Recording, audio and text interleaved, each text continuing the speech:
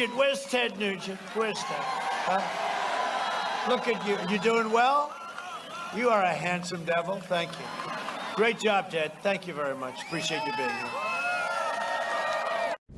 And now, it's time for Ted Nugent's Spirit Campfire with John Brankus. It's the physics of spirituality with attitude.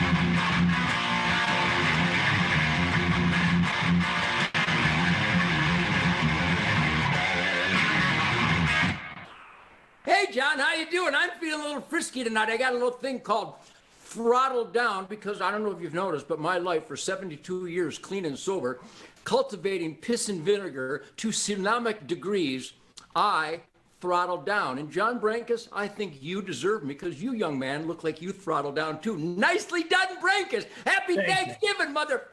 Yeah, happy Thanksgiving, Ted. Happy Thanksgiving. Oh my God. Oh my God, I'm going to hook up my phone. You are not going to believe this. I will believe it. I believe anything this day and age. I am beyond being able to be shocked anymore. You're not going to believe what I'm going to show you because I traveled to Virginia for Thanksgiving and I went through Dulles Airport and I'm not kidding you, nobody was there. And it was like the zombie apocalypse had happened. And this is a time when everybody has every reason in the world to travel. Just imagine if there's like a legit, hey, you cannot travel because there's a horrible monster at the airport. Like it would be no different than the way that it is right now. You are not going to believe these pictures. Herbert, I got to pull them up. Hold on. Ted, you go on and wish everybody a ghost town in one of the busiest airports in the world. Oh, yeah. Washington, D.C. It's insanity. You're not gonna believe this, but anyway. I will believe it. I will. It's just totally insane. I don't believe my government. I don't believe the media, but I will believe insanity. That's right. That's right. I'm right with you. You know that. How was your Thanksgiving? What did you do? I gave thanks like I do every day. By the way, I don't know if you've noticed. You must be picking it up by now, but I have often used the battle cry, "Happy Thanksgiving," every day. I had Calvin Ross and his beautiful daughter, Caroline, here with Shemaine and I. We had the turkey, we had the cranberry sauce, we have the yams with the marshmallows on top, almost like a Hallmark Christmas card meets the Gonzo Man. Happy Sadie and Coco were here. But I also opened up the Texas duck season, and all I can tell you, I could shed a tear of overt joy right now. Happy Sadie and Coco performed miraculously on ducks. Of course, Daddy hit them really good, but they each retrieved long-range ducks, and you've never witnessed a happy dog owner till you have a German Shepherd, canine, pure German Shepherd Coco, that goes way out in the pond, about 70, 80 yards, and this duck is kind of flopping and getting away. She grabbed it, and here comes Coco, the German Shepherd, swimming back to Daddy, Happy, and Sadie. All three dogs performed perfectly. It makes me so happy. Aww. We ate one of the ducks the other day. I've been killing some deer. I've been talking to my sons and daughters and my friends and my band and my crew and my management and my grandchildren. So I'm giving thanks every day. Plus, I apologize for not calling you, John, but I know you were strangled, so to speak, with the love and affection of family and friends, and so was I. So you were with us, and I was with you in spirit. I have a funny feeling. We texted each other. That was good. It was good for me. So hey, look. So you are not going to believe this, Herbert. Go full on my shot, Ted. You're not going to believe this. So when I tell you if I were to say, hey, there are a bunch of zombies in the airport, do not go in there because they will absolutely bite your head off. I'm not sure how these pictures would be any different. So here is Dulles Airport, noon on Saturday.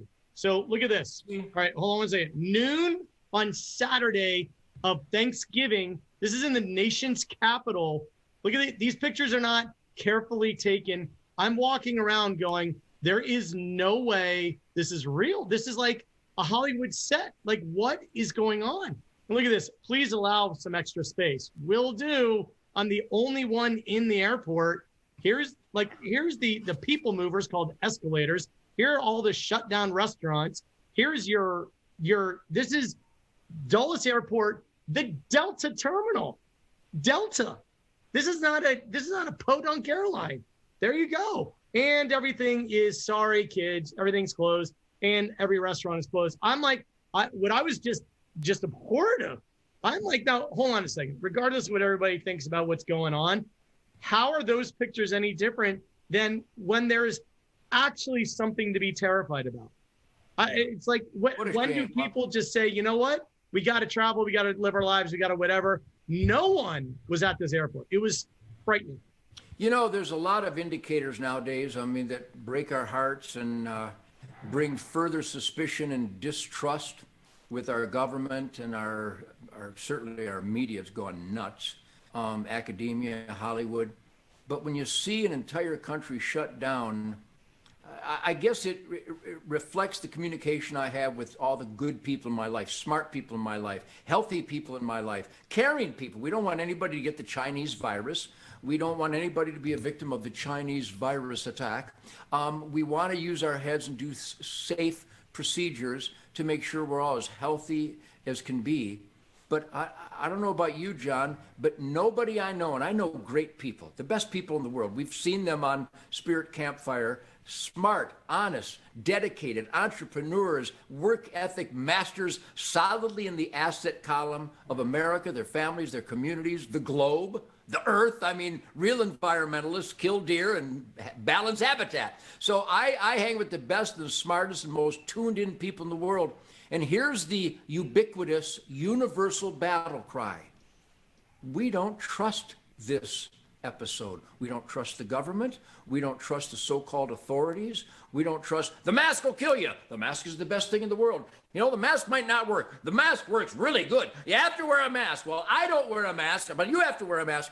The distrust is at an all-time high, and those pictures are a manifestation of a basic cultural suicide that we're giving up. So I just hope we can escape some of that turmoil and pain in the assology that exists out there on the Spirit Campfire. And I have a feeling, in fact, I have a conclusion.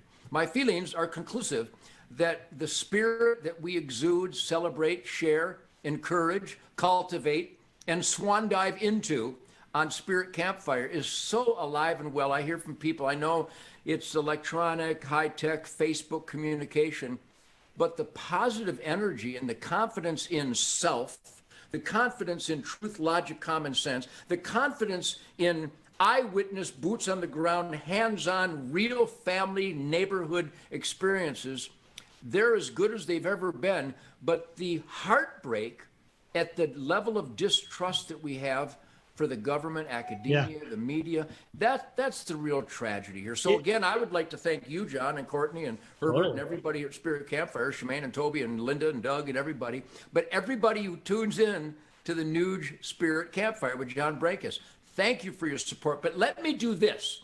My name is Ted Nugent. I'm just a guitar player, but there's only one Christian conservative wireless service provider in the world. And I cannot thank Patriot Mobile enough for supporting this show. So I want everybody to remember that when your boat is taking you on a really scenic, enjoyable ride, you have to thank the captain. And quite honestly, the captain of Spirit Campfire is Patriot Mobile. I've got a list of things here. They're focusing on traditional family values. They're the only ones. They've been rated #1 in customer satisfaction, Patriot Mobile, amongst all wireless providers, dependable nationwide 4G LTE networks. I really want everybody out there to do everything they can to support Patriot Mobile. These guys are These guys are putting their balls on the line, supporting the truth, logic, common sense, God, family, country, freedom, law, and order celebration on the Nugent Spirit Campfire. So Patriot Mobile, thank you very much for your support. I really believe in this company, John. Absolutely. This show is powered by Patriot Mobile. It is possible because of Patriot Mobile, and it's something that everybody should really support. Make sure you go to patriotmobile.com, switch over. Ted, because our audience is a very intelligent, well-informed audience, I wanted to just bring something to everybody's attention. Everybody can go do their own research on this. So I found this article, and you may have seen the story. It says, John Hopkins study mysteriously disappears after it revealed, in spite of COVID, there are no more deaths in 2020 than in prior years. The only reason I'm bringing this up, I've seen a lot of articles about this. Everybody can go research for themselves what they think about it. That's the last little bit that we're going to do about COVID now and the craziness, because I am so excited tonight. Ted has brought on a lot of his best friends. And tonight, we're going to be bringing on one of my best friends in the absolute world, a guy named Bryan Callen, who is a comedian and actor. He's in my wedding. You know him from the Goldbergs. He was in the Hangover. He's in Schooled. He's in Old School. He's in a gazillion movies. Go look him up if you don't know who he is. He's an amazing comic, and he's coming on the show tonight. So everybody in the Spirit Campfire room right now, make sure you tell at least one person tonight to just tune in. They should all watch the Spirit Campfire. We're nothing but positive, sitting around, having nothing but a love fest. Ted, I know that you're eager sitting there on the guitar. You got to play something, because you can't be holding a guitar and not play something. Well, I've been jamming so much lately. You know, Greg and Jason are the ultimate rhythm section that every guitar player dreams of, and I keep in touch with the guys. And they actually came to our farm in Michigan for the deer season. I think I told you before that Jason shot one of the biggest bucks I've ever seen. It's his second year hunting. And Greg got a beautiful first buck on his hunt, but we weren't able to get a jam together because it's so busy up there. But in Texas, I got John Kutz on drums and Johnny Big on the bass guitar, and we got all these killer new songs that we're dying to get in the studio. But just check out this groove. It's a song called Driving Blind, and I think it's got all those heartbeats of my Motown inspiration.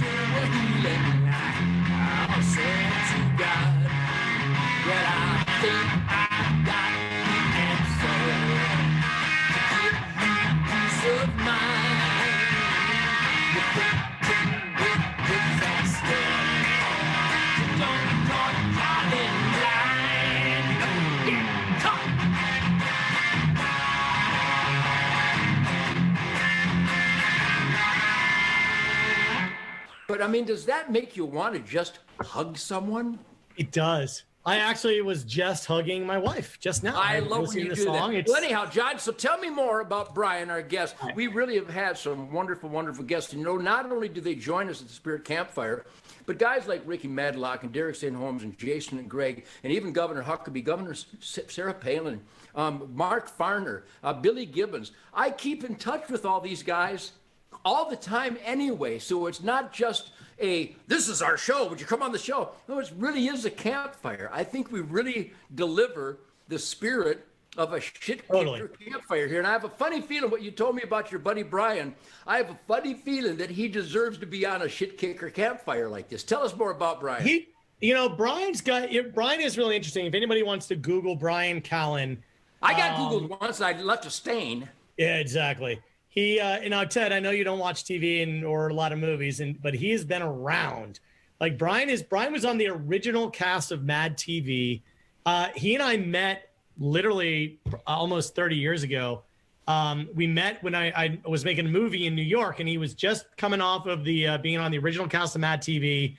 He then was on news radio with Joe Rogan. He's, again, one of Joe Rogan's best friends.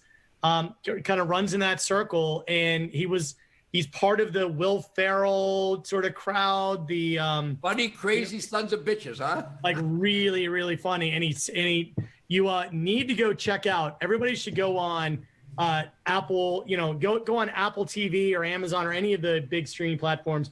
Download Bryan's latest special.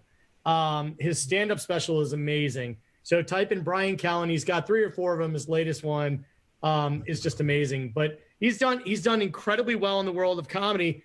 And, he's such an interesting person because Bryan is incredibly hilarious, but incredibly intelligent. I mean, so well-read, makes it a point to be incredibly informed, and is a comic with a specific point of view. And I'll tell you, he better be a bad mofo because you're really building him up here. You're building him up almost as I built up the soulfulness of Billy Gibbons. So this Bryan guy better be one bad son of a bitch. I'm expecting the world. He better deliver 2 of them. He better. Hold on. Is Bryan Callen here? I'm here, baby. I'm here. I'm just excited. I'm so excited to be around in the presence of the Motor City Madman, Ted Nugent, one of my heroes. Let me tell you, I'm going to start this whole thing with a story for you. Everybody was sitting around talking about who the greatest guitarist was, Jimmy Page, Pete Townsend, and everything else. And I went and I just stopped and I guess nobody here has heard of the Motor City Madman, Ted Nugent. And everybody exploded and went, I never thought of that. And I go, amen. That's all I got to say. And I just walked out of the room. So I'm excited. That's all I got to say. Bryan, you obviously deserve me because you have an excellent ear. John said you were really smart and you're a funny son of a bitch. Well, being a really smart son of a bitch myself, who also really, really loves shit-kicker soulful music from the bowels of God in the cleavage of the Lord, I would like to play the song that made you think I was the greatest guitar player. And here's the lick that only a guy who kills guts and butchers his own dinner can come up with. It's God a love bless. song.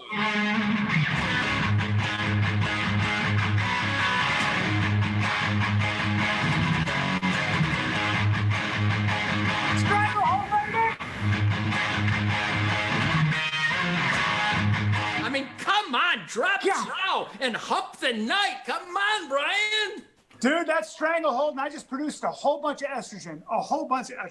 Well, Bryan, I know this now. I'm going to turn it over to John in a minute because John's really a good co-host. In fact, I've discovered over the months that John deserves me. And if John brought you on, then obviously you deserve me. But, Bryan, do you remember the baby boom?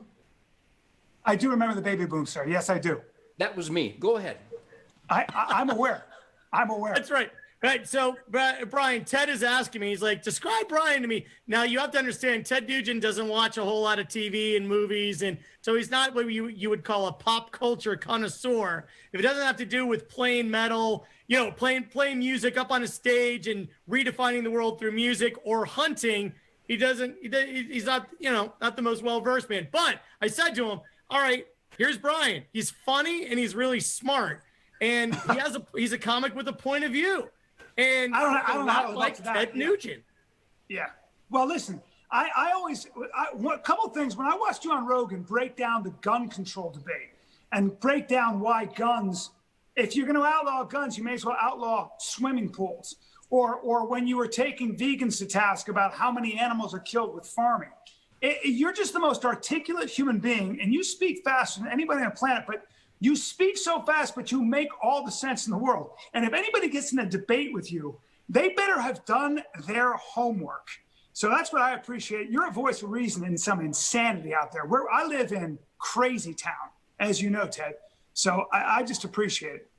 Well, I've always been addicted to truth, logic, and common sense, not from books. In fact, I think one of my greatest battle cries, Bryan, has always been, I never went to college. I was too busy learning shit. And what I learned it was from the not so mean streets of America by a really gregarious, open gonzo, dare I say, communication, seek and destroy, and listen to every possible opinion, weigh those opinions and those observations and presumptions, weigh them based on my real boots on the ground experience, and determine the ones that brought quality of life versus the ones that turned you into a bloated corpse. So I always make that decision. It's always a pretty easy one to make. Well, you know what, man? The thing is that people seem to have lost touch with objective reality. Now, one of the things about trying to get anything done, and what I tell young people is get really good at something. if you get really good at something and you get down to the level of detail and try to accomplish something, ideology a lot of times goes out the window. Sure. You just, when you get close to that which you can measure, that which you can touch, that which you can feel, it will bring you, first of all, you'll learn a lot more about yourself than you will from a book written by somebody oftentimes who doesn't have practical experience. And so that's I'm sure you've seen. I'm sure you've seen people hang themselves in a feeble attempt to debate me on things like vegan versus venison, and there really shouldn't be a vegan versus venison. They both work beautifully together. In fact, I did a 3.5-hour record-breaking Joe Rogan podcast with him when we went into the detail that as the animal rights people are protesting the hunting season and shutting down hunting seasons, and then Edna goes through the windshield of her Buick with a deer running across the highway because they weren't adequately harvested. The wine that they're toasting their fundraiser for animal rights, that wine glass is responsible for billions of deaths because every vineyard operator kills every creature that jeopardizes your grapes. Your grapes survive because the vineyard operator killed everything, which I think is a perfect procedure. It brings balance and an occasional glass of wine. But you're speaking sense here, Ted. And I want to know from your point of view why we've lost so much common sense in public discourse. What the hell is going on here, man? Because you're not allowed to really point to facts. In fact, nobody can even agree on the source of truth. So what do we do about this? How do we fight back? How do we bring common sense back into public discourse? Or am I being a reactionary? Is it better than I think it is?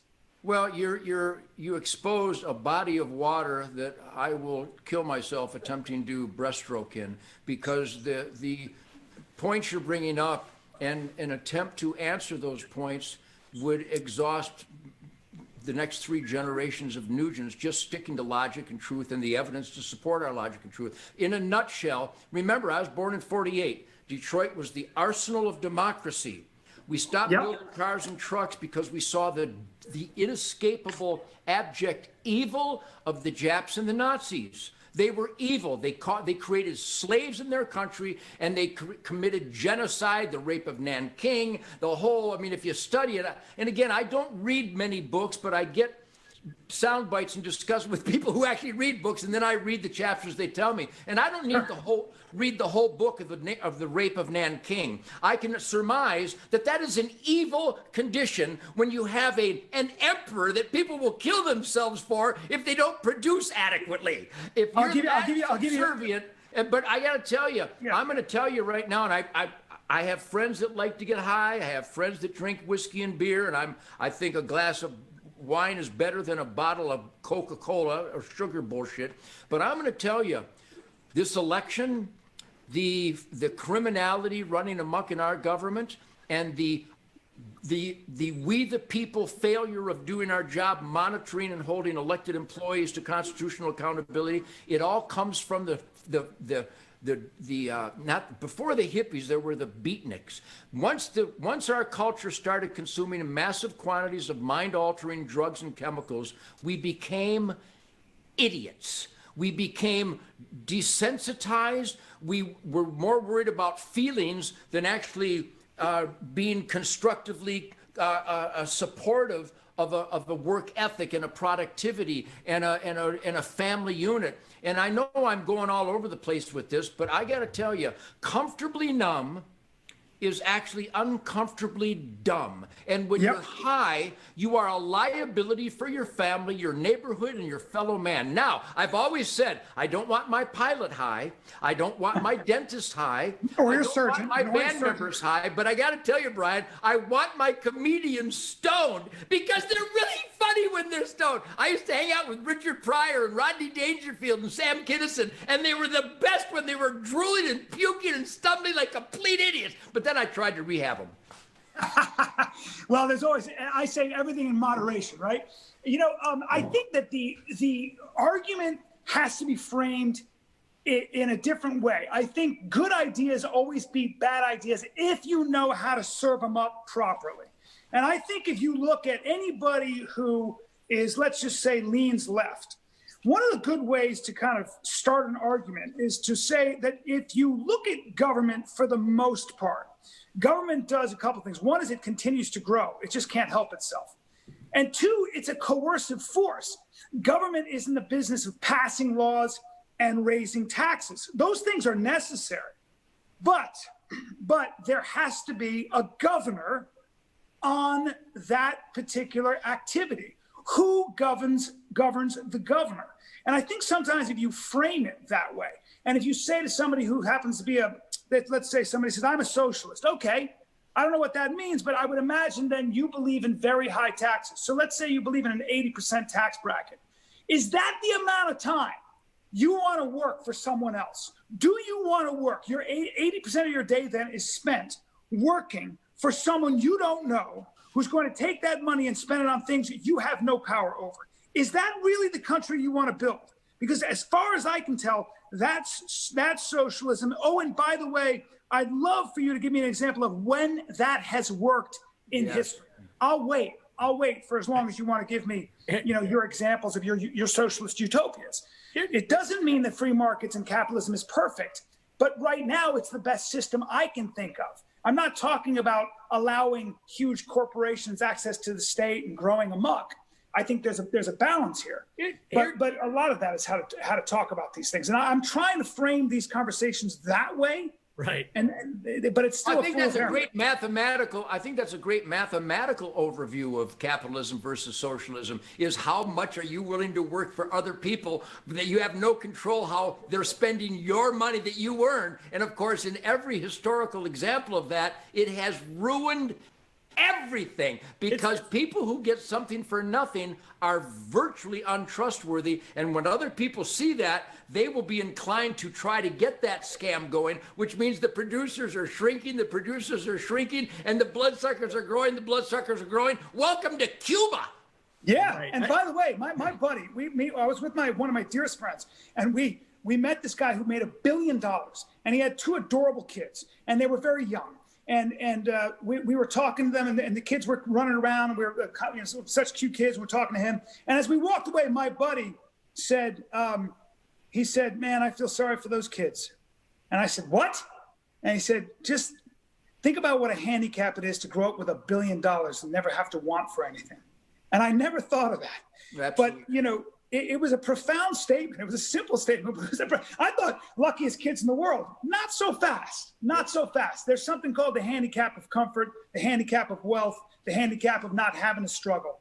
And that was a kind of an interesting perspective. And I think going back to your point, if you are going to create handouts, and if you think that the government can be the great engineer of equality by doing so, you better be careful, because you're going to kill what makes human beings so special, and that is their ability to dig deep and find resources they didn't know they had and come up with things that are, essentially, productive and surprising and innovative and original. Here's something that I find interesting.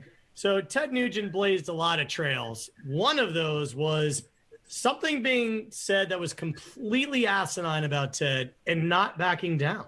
And just saying, you know what, I'm not. And because of that, and that was a blazed trail, because Ted's like, dude, I'm preaching, listen, love everybody. I'm telling you, this is what I believe. Take it or leave it. I'm good with you no matter what. Why now imagine if the world today, imagine if we did think the world was flat and the government just said, and big tech just said the world is flat. No one's allowed to raise their hand and say, you know what, it might be round. Can we explore this for a second? It's like now it's no matter what is said, if it's on the front page of a major newspaper, it's just gospel. And you're just not allowed to disagree. Because you don't have journalists. Paradigms brings forth thought patterns and thought and innovation and increased and upgrade and entrepreneurialism. If you're not suspicious, you might as well just and that's a tragedy. I've seen people that do that and they're just not happy. The happiest people I know in my life are people that bust their ass and go to bed at night and go, man, my welds were perfect today. Good night, honey. By the way, I got to be honest. I'm kind of admiring your skin. Game meat is good for a man's skin. I don't know how old you are, but the guy's got better skin than I do, and I'm a little pissed off about it. That's what I'm you get 72, and next week in 2 weeks I'll be 72 years old. And without this beard, I am one handsome son of a bitch. I'll You're tell you damn that right now. Just the man ask the stays in president. shape. The man stays in shape. He's got tight-fitting skin. That's what you get when you kill and eat your own meat. It's I unbelievable. got to tell you, Brian, all day today, I had my buddy, well, we had a great hero, John Wayne Walding, a United States Green Beret sniper who lost his leg so that we can have freedom. I know these guys. I hang with these guys. We spent the whole day bullshitting and hunting and shooting. He got a beautiful doe this morning. I got a doe and a buck with my bow and arrow. We were all bow hunting. And there's a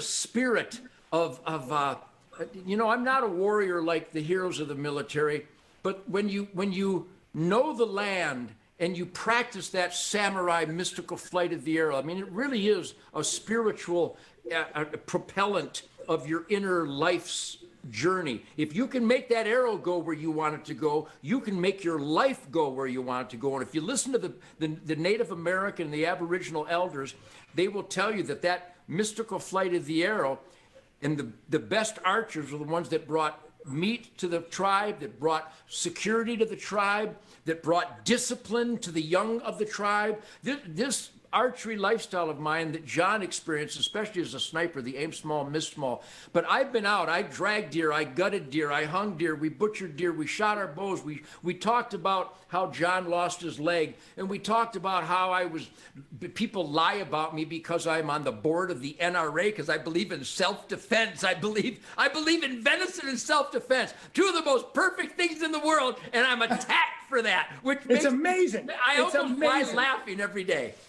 I know. Well, listen, man, hunting. I've done it.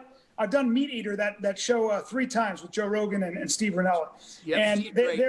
there is nothing like being out there, and it gives you a great deal of respect. By the way, it gives you respect not just for what it takes to put food on the table. It gives you respect not only for your environment, but for the animal that you are hunting. Sure. Anybody that thinks that deer are dumb need only stalk a deer on public land and watch how they sit just out of reach. Yep. Just out of reach. You come around that thing.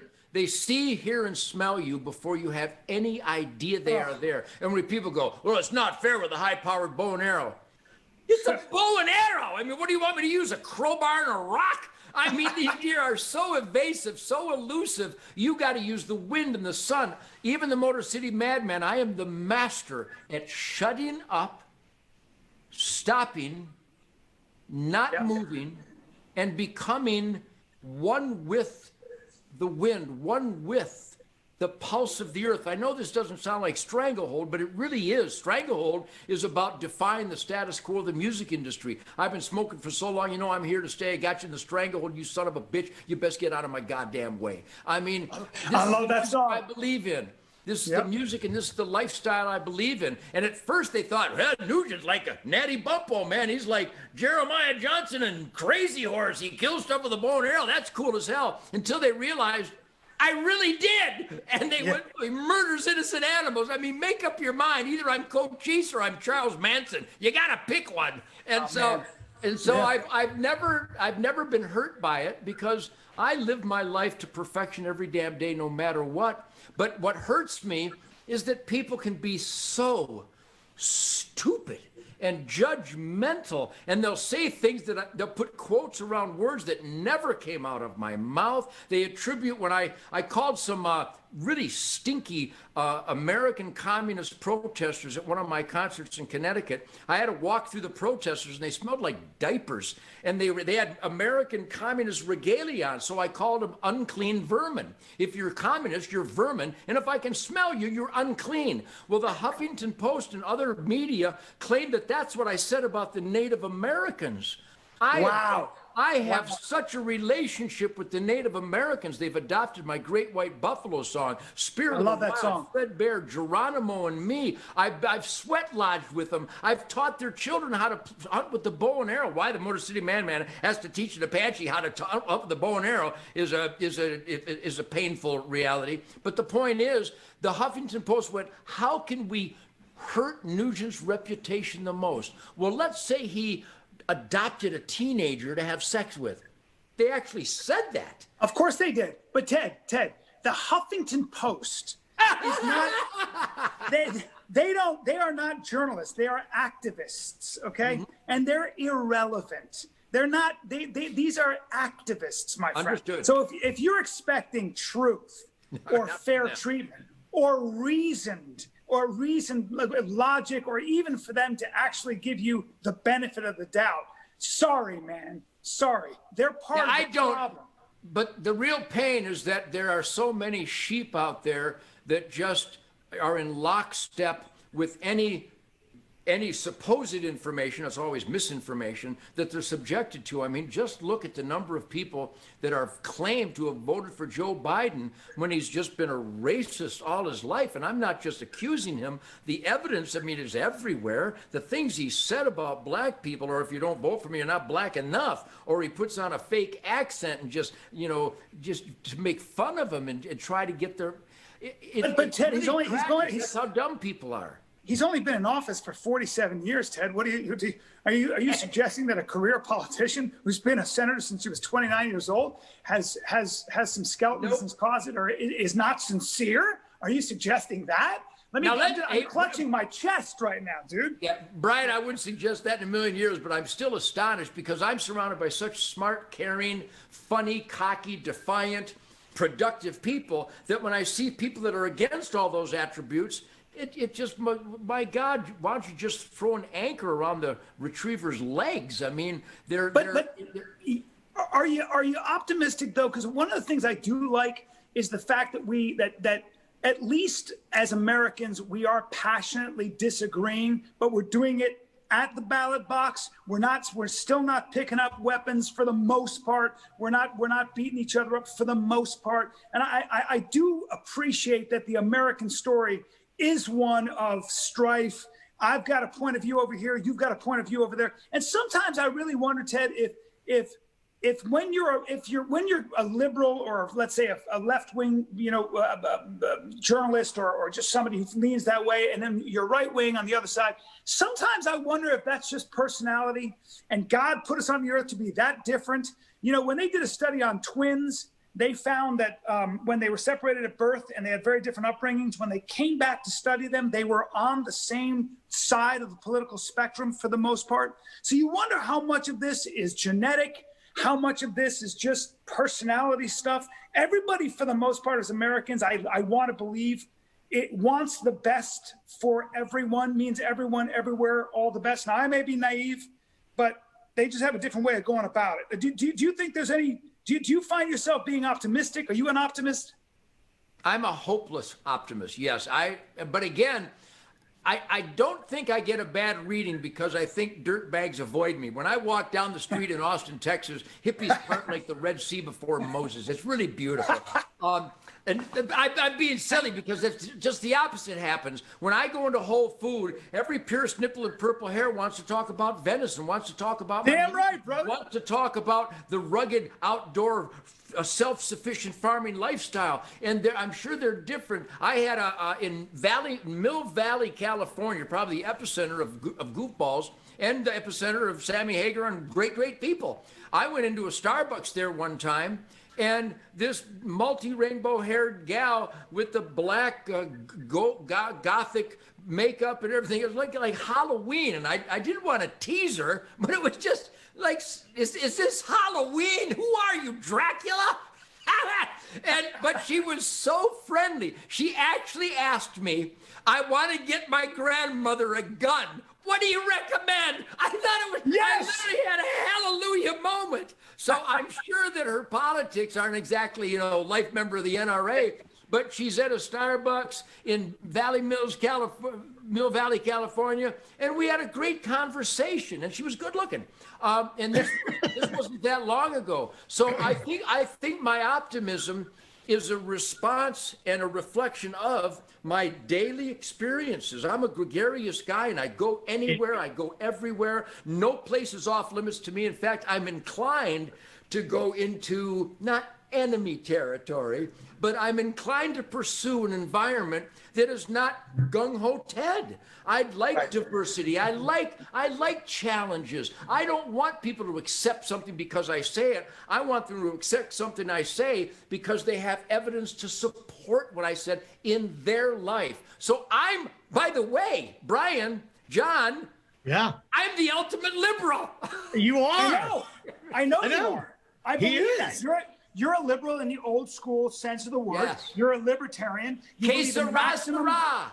Yeah, but you believe in maximum personal responsibility, personal liberty. You believe in individualism.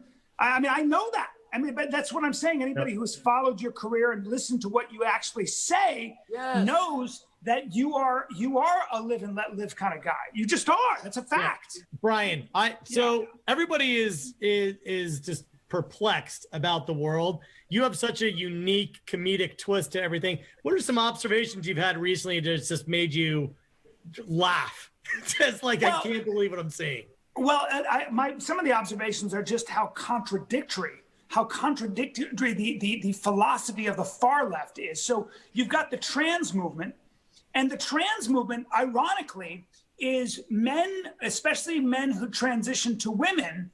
Now that group considers the word woman to be somewhat exclusionary, offensive, and ironically anti-woman. Instead, one should say people who menstruate when speaking of what we know as women, because when you say woman, you've got to include men who are now women.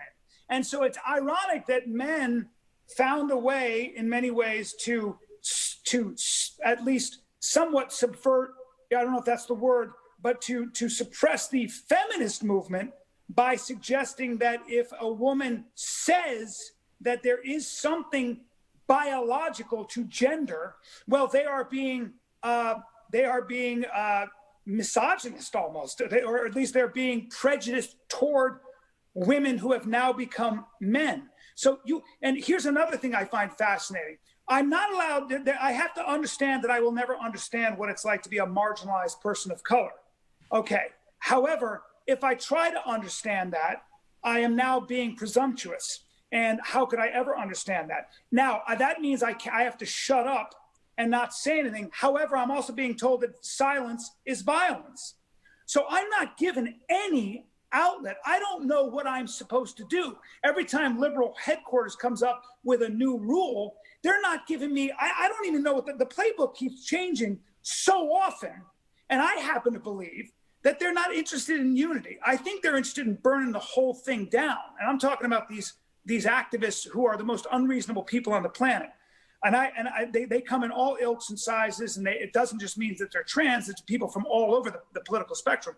But I just find the contradictions to be hysterical. I haven't written about it yet, but because I'm still formulating my thoughts, because it keeps changing in real time.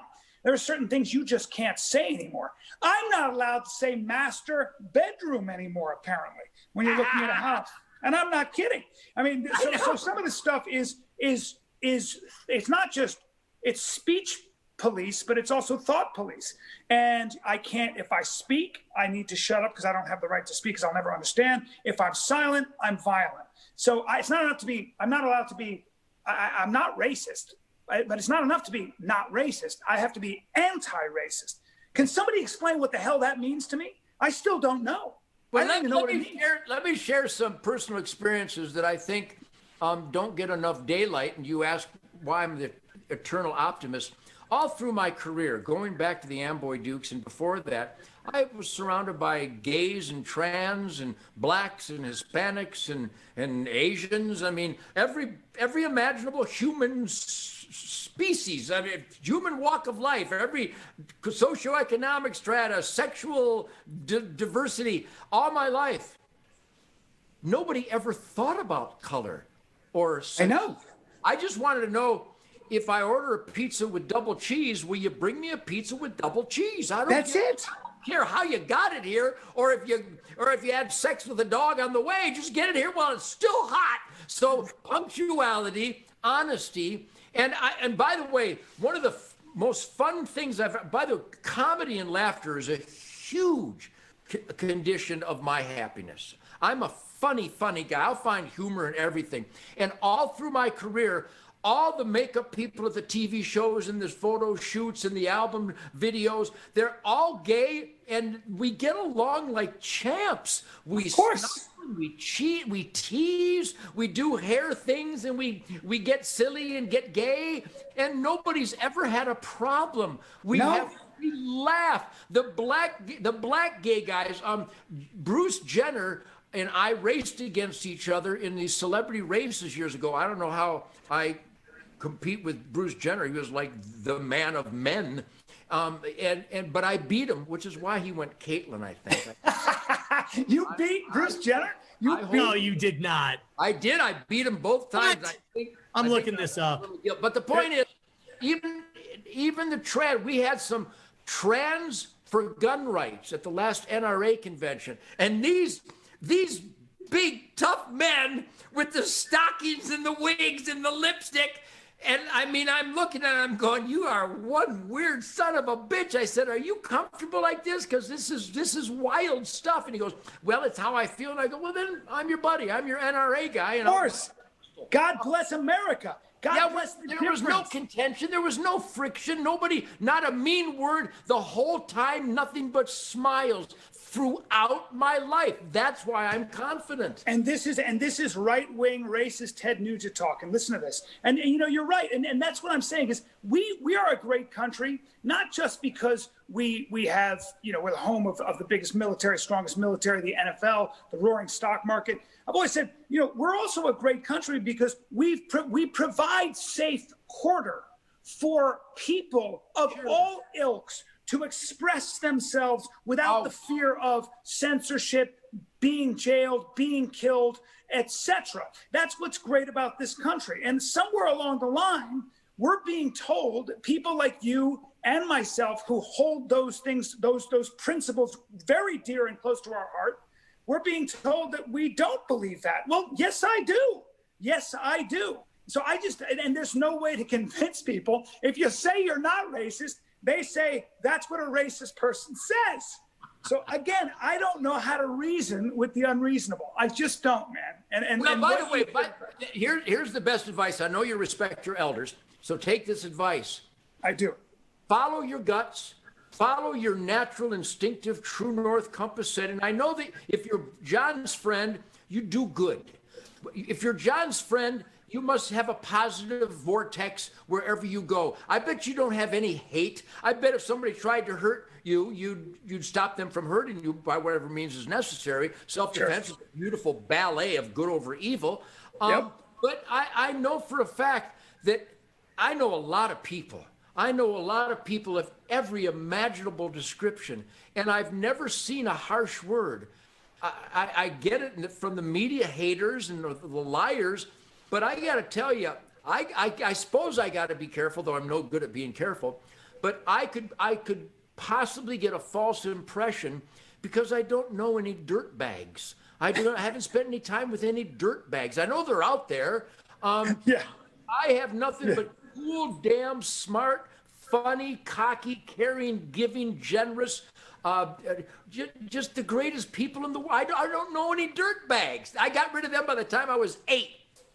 Smart. You got a built-in bullshit detector. Why did you never go into politics? Well, I am in the ultimate politics as we the people. I'm dictating constitutional accountability from all my mayors and senators and congressmen and governors in all 50 states because all of them work for me because I hunt and rock and roll and entrepreneur and hire people in all 50 states. So they all work for me and they all know exactly what Ted Nugent expects. And they know that I have the right to self-defense. They know that my First Amendment is good in all 50 states without any paperwork. So is my Second Amendment. If you don't get that, call 1-800-NUMBNUT, and Michael Moore will explain why personal hygiene is superfluous. Now, I want to know, all right, I need this. I want to know at 72 years old, how the hell you have this kind of energy. It's astonishing. I want, just give me the blueprint, I'll follow it. Well, I got to tell you, I've been clean and sober my whole life. I have been a hunter all my life, so I've had that spiritual cleansing regimen, even as a young boy, following my dad in the Michigan woods with the bow and arrow. And he forced me, called parenting discipline, to be quiet and walk slow and don't step on twigs and spook the animals. And when you kill a squirrel, this is how you prepare it for food, because he didn't use the word reverence, but he taught me reverence for that which brings me life. That's the Aboriginal Native American mantra. So I couldn't have used the word mantra back then, but I know that that's what that is now. My point being is that I was so focused on the uninhibited fire of the black artists who could have only made the blues and gospel because they were enslaved by their fellow man. You and I, we can't even contemplate that hurt. We can't even fathom that indecency. They lived it. That's where they created this musical authority. And then finally, when the Emancipation Proclamation, though, was long run and Jim Crow and all that bullshit, but that's why Chuck Berry and Little Richard sounded and looked and acted and played like they did. Freedom, freedom at last. That's where the soundtrack of life comes from. There's not a song on the planet that's meaningful. I know all about Beethoven and Bach and all them guys, but no inspirational piece of music doesn't have the pulse of Chuck Berry, Bo Diddley, Little Richard, the Motown Funk Brothers. And I've always exalted this. I've always celebrated them by name. And so then they call me a racist. Anyhow, the point is, Ridiculous, yeah. all my life, when I jammed with B.B. King, I wanted to sponge everything he gave me.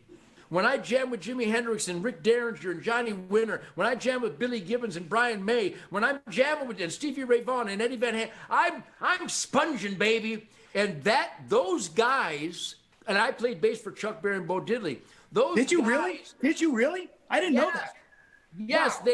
they exuded such piss and vinegar. Sometimes it was really rude, but I even liked the rudeness because they were being authoritative and cocky and putting me in my place, which once in a while I can use. Not anymore. Well, I think about that a lot, Ted, because those men that you mentioned, those black men in America at that time, and I'll add John Coltrane, I'll add Charlie Parker, I'll add Miles Davis.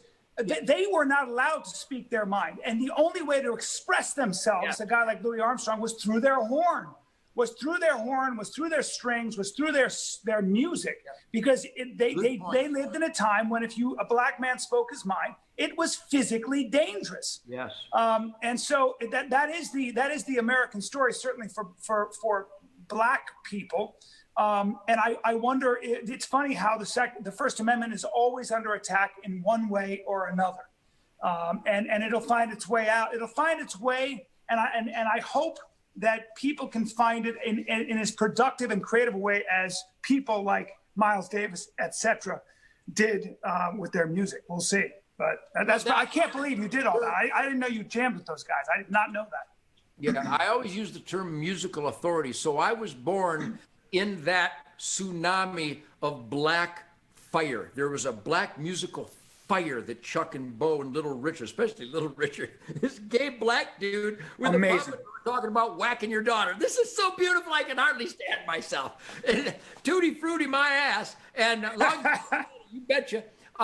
So that influence was so explosive. It broke every rule. It destroyed every paradigm here unto that moment. And of course, all the adults, my dad hated that stuff, but I played it, and I played it with piss and vinegar because of the Detroit energy level. But talking about where I get my energy, I'm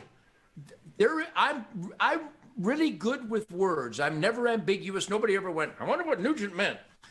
But I have no language to adequately express my love of every breath I take.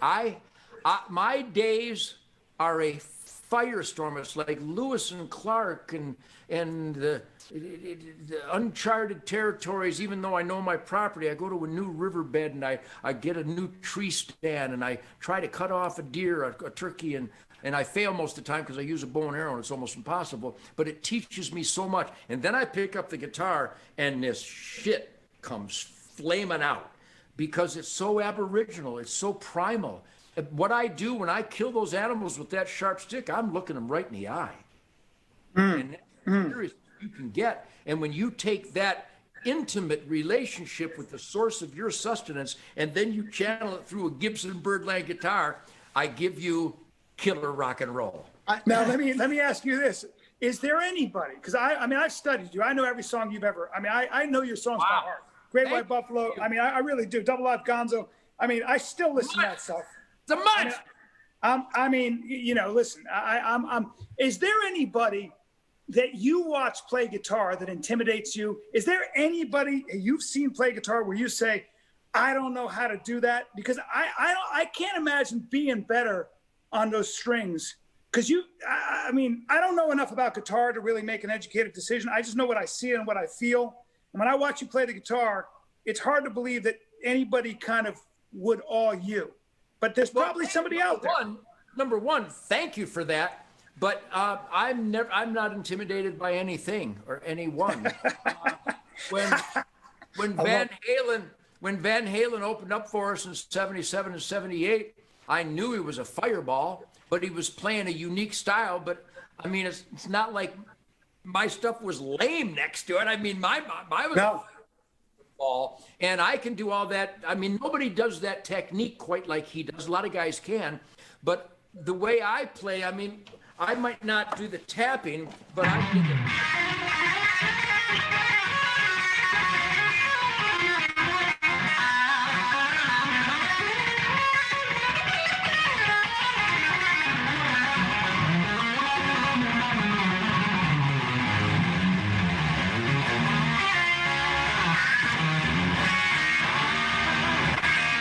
I mean, it's not like you don't make any I'm mistakes. struggling to find new sounds.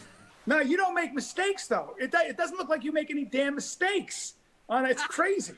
That's an athletic event. Damn. It is. Wait, you know, one of the most important things, Brian, you asked about why does Ted look so young? I'll tell you this. So Ted and I started this show because we did Salute Across America and we just totally hit it off. And neither one of us drinks, neither one of us does drugs. We live clean living. And we have a very high filter of all right, well, who do you hang out with?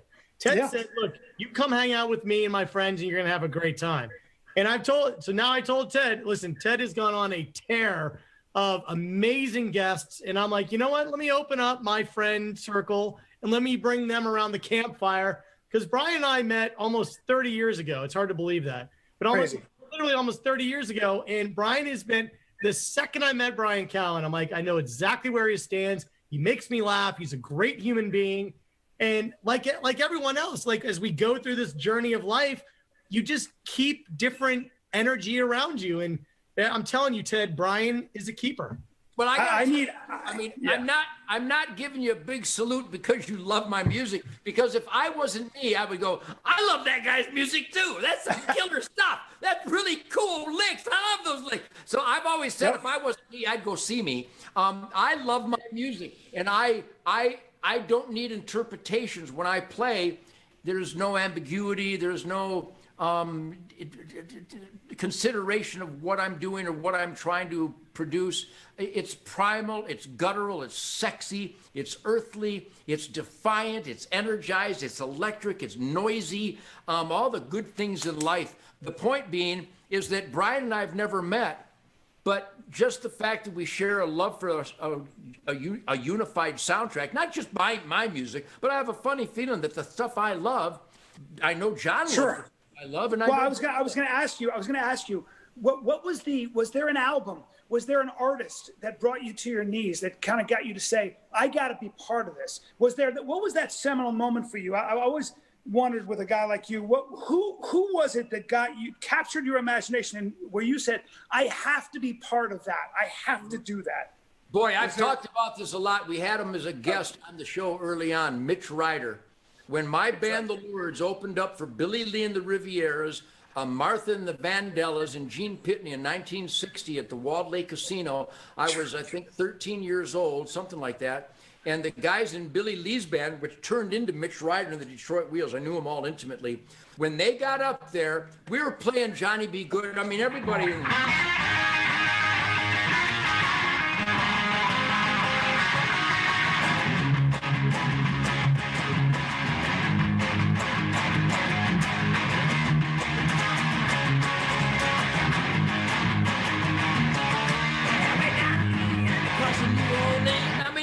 Get out of here. How can you not just go nuts to that? Yeah. But when I saw Jimmy McCartney, who we've also had on, and Johnny Bonangic, the drummer, and when I saw him do the song Jenny Take a Ride, the way they played, it made me realize that my right hand was, it had to be the rhythm god based on Johnny Bonangic's foot on the bass drum and Jimmy's straddling all the strings. And when they went...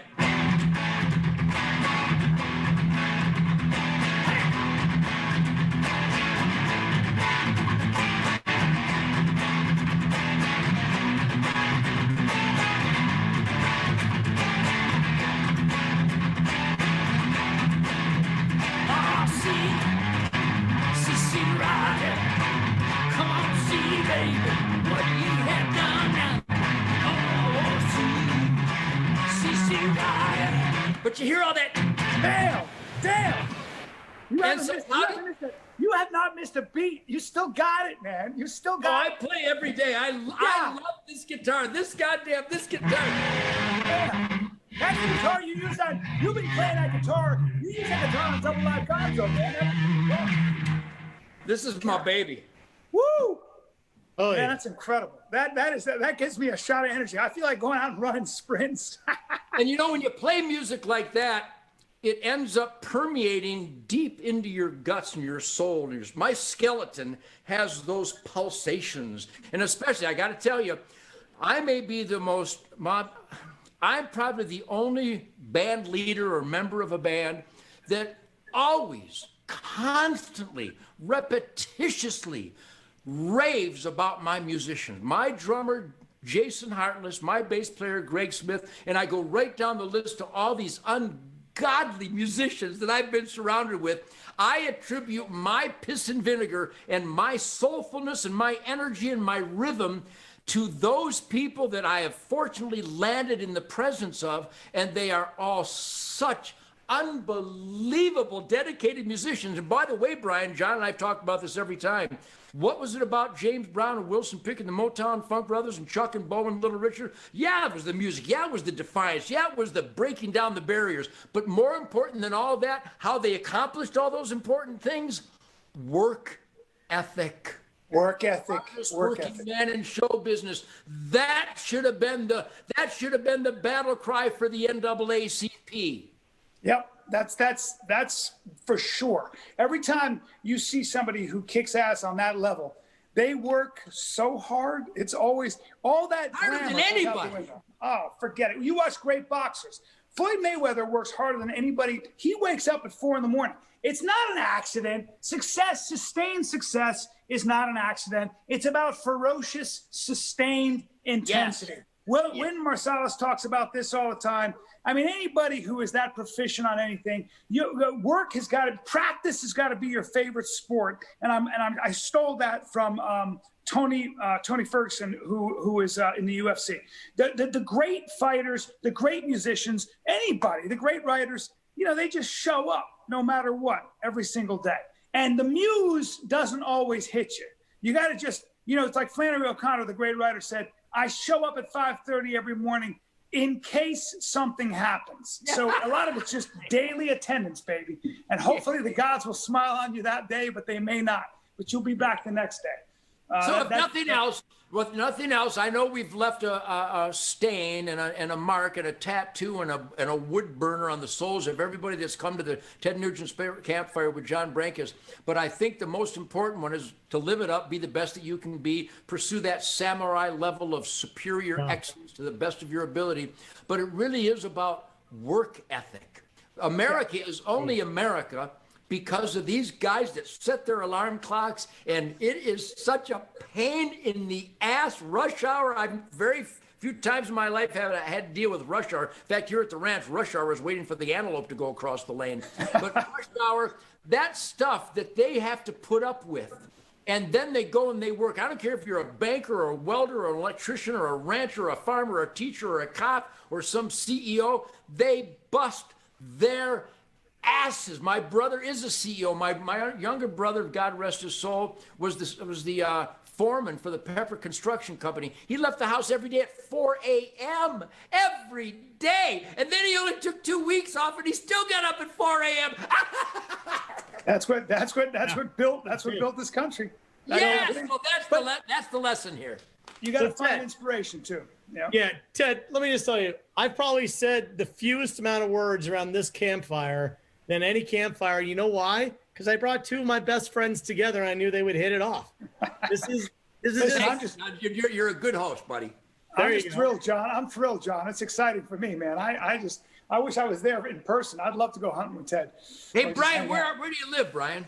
I live in Los Angeles. I live in the People's Republic of Los Angeles. So my son Rocco's out there right now gathering all the stuff up in our suburban. He's coming back to help move into the new house at the ranch. But I'll tell you this, as John is going to come down sometime this winter, and I would invite you to come out to the ranch sometime. I've also invited Steve Ranella and Joe Rogan, who's moved into Austin here. But we have a paradise here. And even if we don't actually go hunting, though we probably will, just to drive and walk around my land and down to the river and witness the incredible wildlife because of the habitat that I have created, the biodiversity, the cleanliness of the air, soil, and water producing deer grounds, it will cleanse your soul. And I can tell that you and I and John are kindred spirits because of the work ethic and the positive energy and the fact that we are dedicated to do good. And we can come to Spirit Wild Ranch and do good together around a real campfire. Amen, brother. Amen. I love hearing that. And I will take you up on that. As soon as John gets down there, I'll be there. Exactly. With my bells on. It's hot. By the way, Ted, it might happen before the end of the year if your schedule will permit, because I'm ready, raring to go. All right. Well, I got to tell you, I got hunters coming in December. It gets a little crazy around December, but after the first of the year, we'll make something happen because that's the best hunting anyhow, by the way, in January. Boy, I'd love it. I would love it. Ted, since Brian's a huge fan and we've gone a little bit over, is there any way for you to just play us out? I can play you out. Yeah, I mean, we're all in awe every time you pick up that guitar, but let's just you gotta come out. I want to go see you in concert, and you got to come out to one of my shows. I have been asked many times in the last few months. I wrote a song in 1976 celebrating the 200th anniversary of the American Revolution. And it incorporated some historical landmarks of good over evil. And it's a song called Stormtrooping. It's a killer riff. It's a killer pounding riff. But the lyrics are, in the early morning hours, there's a din in the air. Stormtroopers coming, you better be aware. Coming up your streets, jackboots stepping high. It's so now.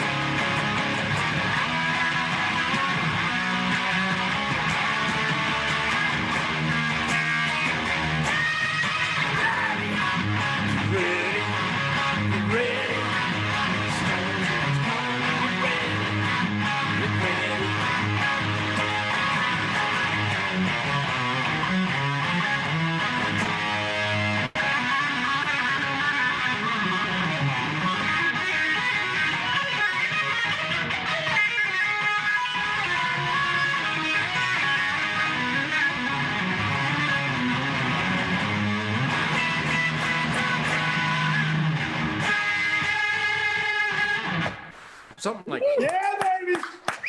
It's a love song. Do you feel the love? I love it. I love it. That song goes back, I think, to 78, right? When did you write that song? Yeah, 1976. They're coming up your streets, jackboots stepping high, time to make a stand. They're looking in your window, listening to your phone. Keep a gun in your hand. I wrote that in 76. That's timely. That is as relevant in 220 as at 2020 as it was back then. Damn. That's more relevant now. And then the last verse goes, it's 200 down. Of course, now it's 240 down. It's coming around again. Got to make a choice. Where's the justice? Where's the law? Raise a healthy voice. Wow. Yeah.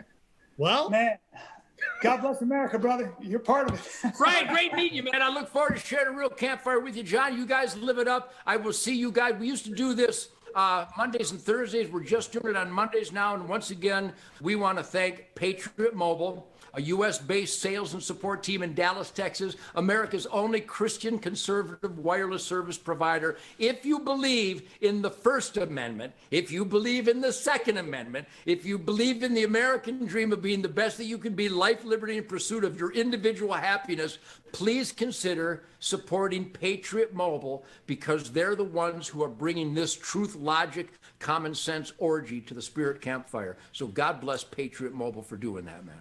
Amen. All right, listen, everybody, we're going to be back next week. And Ted, I got another amazing guest for us on Monday. I look forward to it. And when I talk to you, John, I'm going to get Brian's phone number. I'm going to harass him. Yes, please do. Call me anytime, brother. I'm always here. All right, man. Godspeed. Live it up. Later. Good man. God bless, guys. Thank you, guys.